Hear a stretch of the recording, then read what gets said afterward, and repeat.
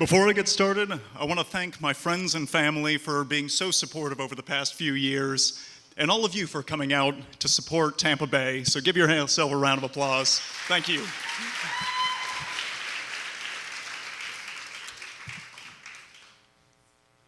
Well, that's a cool one. I'm going to get this out here. We're going to use it in a second.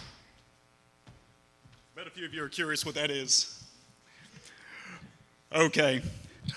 American Ninja Warrior is an NBC television show that pins athletes from all walks of life, from Olympians to average Joes, against arguably the most challenging obstacle course in the world. And more intimidating than any one particular obstacle is the prospect of being expected to complete each obstacle in succession, first try, in front of millions of at-home viewers who will be judging your every moment.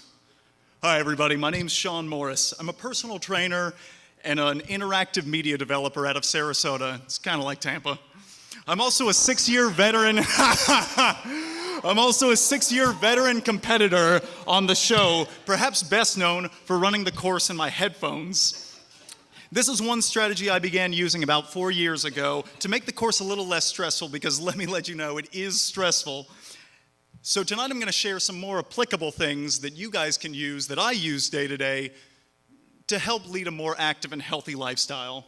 Lesson 1, don't let fear get in the way of leading the life you want. Fear comes in many forms: social fears, self-doubts, or just the overall fear of failure. But fear rarely goes away on its own.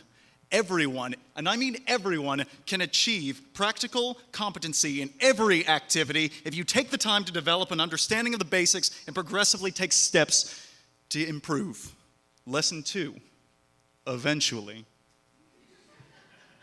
Lesson 2, train to be adaptable in sport and life. Now, I'm often asked how I train for the obstacles on the show, and most people are surprised when I tell them I don't train for the show. And it's a little counterintuitive, I know, but it's not that I don't train. My goal is to become as capable in as many situations as possible, not to learn a particular obstacle. So I try a little of everything. I believe that breath holding teaches self-control in a way that most people can learn, but don't. I believe that rock climbing is the most beautiful example of complex problem solving. In parkour, those guys who run and flip around, that helps you reimagine the world as a playground, the way kids see it. Lesson 3, practice balance every day if you can, and you can do it every day. My favorite activity is slacklining. That's a wire. Slacklining is a piece of tubular webbing stretched between 2 points. But what it teaches you to do is to develop what's called lateral balance, your left to right. What do you do is you're developing the neuromuscular pathway, the way your brain speaks down your spine to all these limbs that you got jutting out of your core. And it teaches, it teaches you how to, I suppose, do things like that. But it's something that can only be learned through practice, and everyone can learn it. It's so funny I had to put it up. Lesson 4, become aware of your routine. And I mean specifically, become aware of what you put in your body and what you do in your free time. Now, I'm not telling smokers to quit smoking right now. I'm not telling 8-hour-a-day video gamers to burn your consoles or fast food junkies to never look at a burger again. But become aware of your habits. Question the long-term implications of what you do in your free time.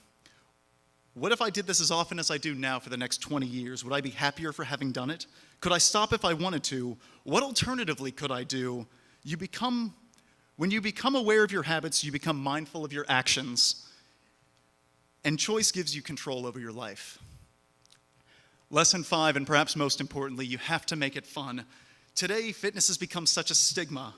It's going to be hard work. You have to maintain a strict diet, or you'll never look like the people that they put on the cover of magazines. We've convinced ourselves that happiness is just at the other end of washboard abs, and that's a huge burden for anyone to bear. So we guilt ourselves into fitness. I believe the biggest step in fitness is changing our perception of it. from a chore to something we enjoy doing. My suggested path to fitness: if you want to be a swimmer, go swimming. If mountain biking seems fun, try mountain biking. If you don't know what to do, go for a walk or a jog, get the endorphins flowing, and then question what you could be doing. And if you start feeling like you don't measure up against those people that you see on the magazines or those people on YouTube, because they're always at the top of the list, ask yourself, am I better than I was a week ago? Because that's really your only competition. So these are my strategies on how to lead an active and healthy lifestyle in the age of convenience. Try new things, be adaptable, practice balance, turn habits into choices, and have fun. It's things that we all know, but we don't bring into our consciousness. Thank you so much.